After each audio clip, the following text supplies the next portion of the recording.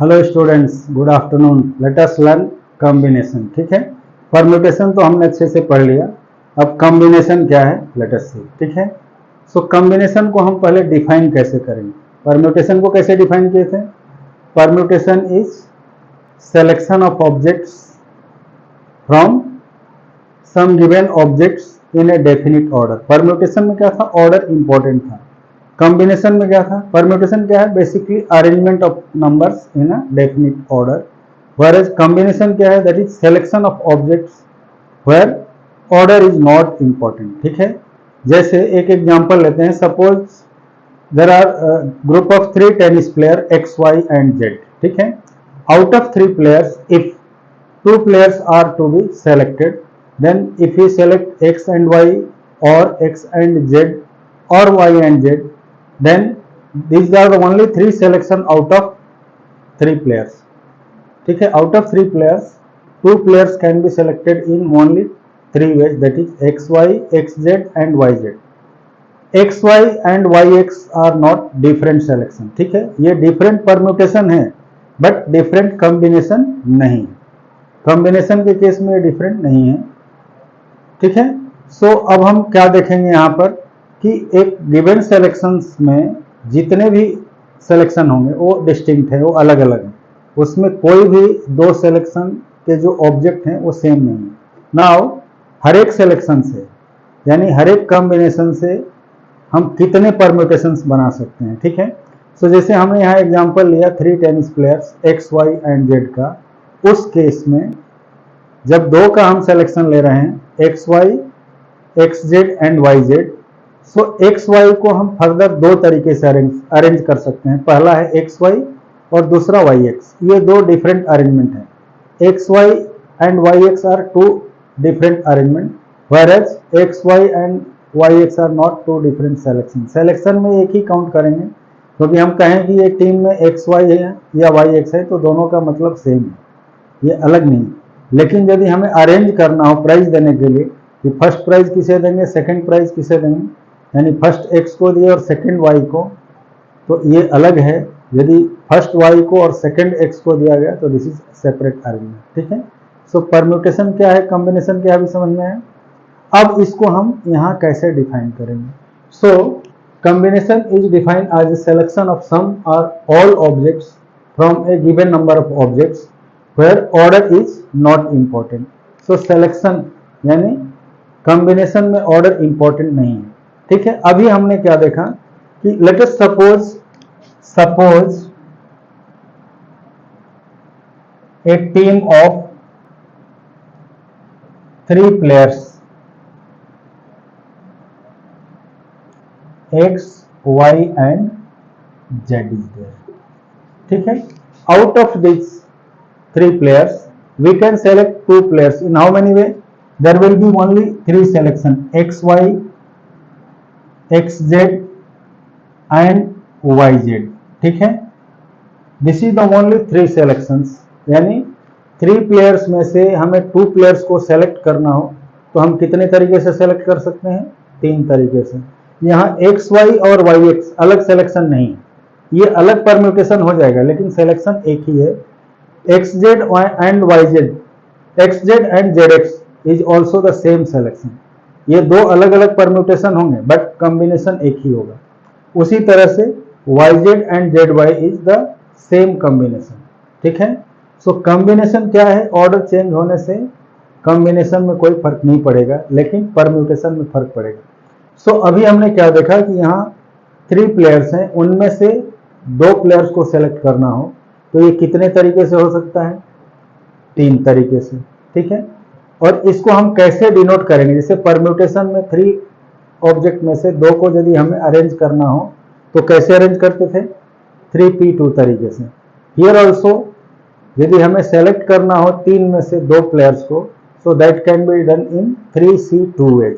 And इसकी value क्या होगी? This is here it is equal to 3। ठीक है, सो समझ में आया कि 3 प्लेयर में से 2 प्लेयर को सेलेक्ट करेंगे, that is being denoted by 3c2, और ये किसके इक्वल है? 2 factorial. This is equal to actual में total number of players, total number of selection is 3। ठीक है, यहाँ 3 सिलेक्शन है। अब हम क्या करेंगे, इन तीनों सिलेक्शन को यदि हम अलग अलग परम्यूटेशन बनाएं तो हर एक सिलेक्शन के 2 परम्यूटेशन होंगे। एक्स वाई का 2 होगा, एक एक्स वाई दूसरा वाई एक्स। एक्स जेड के भी 2 परम्यूटेशन होंगे, X Z and Z X, and Y Z के भी 2 परम्यूटेशन होंगे, Y Z and Z Y. So इस तरह से यदि हम इन्हीं 3 में से 2 का परम्यूटेशन करें तो टोटल परम्यूटेशन कितने हो रहे हैं, 3 तो ये हैं, और हर एक को हम फैक्टोरियल 2 तरीके से अरेंज कर सकते हैं। तो टोटल क्या हो जाएगा, 3 इंटू 2 फैक्टोरियल, या इसी को हम कहेंगे 3c2 इंटू 2 फैक्टोरियल। वो किसके इक्वल होगा, that will be equal to 3p2, यानी 3 में से 2 को लेकर के कितने परम्यूटेशन बनेंगे, 3p2, उसके इक्वल क्या होगा, 3c2 इंटू 2 फैक्टोरियल। ठीक है, सो एक ये हमें रिजल्ट मिला, दैट इज, अब इसको लिखेंगे कैसे। सो यहां since out of 3 players 2 players can be selected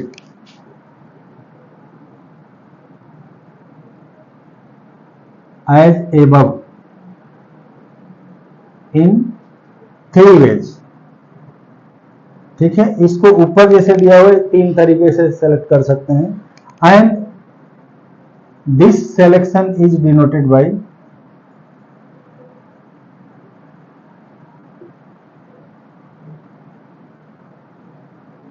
3c2। 3c2 का मतलब क्या हो गया कि 3 ऑब्जेक्ट हैं या 3 प्लेयर हैं, उनमें से 2 को हम कैसे सेलेक्ट करेंगे। ठीक है, अभी हमने क्या देखा कि ये जो 3 अलग अलग सिलेक्शन हैं जिसमें 2-2 मेंबर्स हैं, ये आपस में कितने तरीके से अरेंज हो जाएंगे, तो उसको देखते हैं। नाउ सिंस हियर 3c2 की वैल्यू क्या है, इक्वल टू 3 है। ठीक है, now these 3 selections can be arranged among themselves in each selection in 2 factorial ways। so yahan since each selection has 2 players,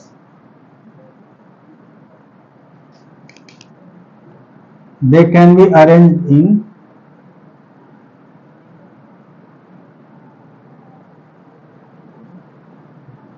2 factorial ways। ठीक है, hence total permutation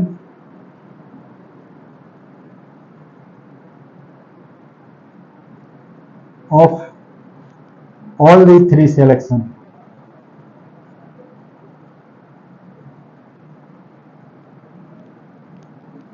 equal to 3c2 into 2 factorial. ठीक है, हमने देखा कि इसके यदि हम सिलेक्शन का अलग अलग परम्यूटेशन बनाएंगे तो 3c2 यानी 3 सिलेक्शन है, और हर एक सिलेक्शन में 2 परम्यूटेशन 2 फैक्टोरियल परम्यूटेशन है।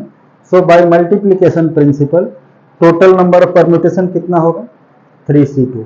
व्हेयरएज डायरेक्टली यदि हम परम्यूटेशन निकालें तो ये क्या होगा, 3p2 के इक्वल होगा, which is equal to 3p2। Hence हमें क्या मिला, 3p2 equal to 3c2 into 2 factorial, और 3p2 की वैल्यू क्या हो जाएगी, 3c2 की वैल्यू क्या हो जाएगी, 3p2 बाई 2 फैक्टोरियल। अब ये किसके इक्वल होता है, 3 factorial by 3 minus 2 factorial into पहले से है 2 फैक्टोरियल। सो 3c2 की वैल्यू 3p2 बाई 2 फैक्टोरियल के इक्वल होगी। उसी तरह से यदि हम 3 को n से रिप्लेस करें और 2 को r से, यानी n ऑब्जेक्ट हो, n ऑब्जेक्ट्स में से r ऑब्जेक्ट का सिलेक्शन बनाना हो तो कैसे बनेगा, 3cr तरीके से, और उसमें r ऑब्जेक्ट जो होंगे उनको आपस में हम कितने तरीके से अरेंज कर सकते हैं, r फैक्टोरियल तरीके से। सो यदि अब यहीं पर डायरेक्ट परम्यूटेशन बनाना हो वो किसके इक्वल होगा, 3pr के। Hence replacing 3 by n and r 2/r we get क्या मिलेगा हमें, NCR equal to NPR by R factorial, या ये किसके इक्वल होता है, NCR equal to N factorial by R factorial into N minus R factorial. यहाँ हमने NPR की वैल्यू रख दिया N factorial upon N minus R factorial. So this is the result which will derive separately as a theorem. ठीक है, इसी logic के base पर, इसी लॉजिक को देते हुए यदि हम 3 ऑब्जेक्ट को लेकर के और 2 का सिलेक्शन बनाएं तो कितने सिलेक्शन होंगे, और फर्दर उस सिलेक्शन को परम्यूटेशन में कन्वर्ट करें तो टोटल कितने परम्यूटेशन होंगे, that permutation will be equal to, directly यदि हम परम्यूटेशन करें तो जितने परम्यूटेशन बनेंगे उसके इक्वल होगा। उसी को हमने यहाँ इक्वेट किया, और वहाँ जिसे हमने यहाँ 3 ऑब्जेक्ट्स में से 2 का कॉम्बिनेशन लिया था, उसी तरह से यदि हम n ऑब्जेक्ट में से r का कॉम्बिनेशन लें तो कितने परम्यूटेशन उसमें से बनेंगे और उन दोनों में आपस में क्या रिलेशन होगा, that will B A theorem which will derive in the next class. Okay, thank you.